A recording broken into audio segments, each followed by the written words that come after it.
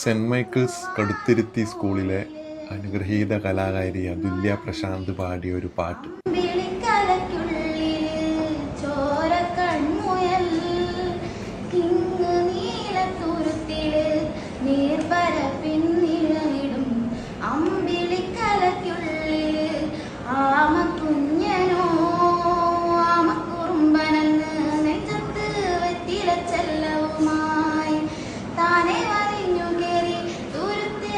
അടിപൊളിയായിട്ട് പാടുന്നുണ്ട്.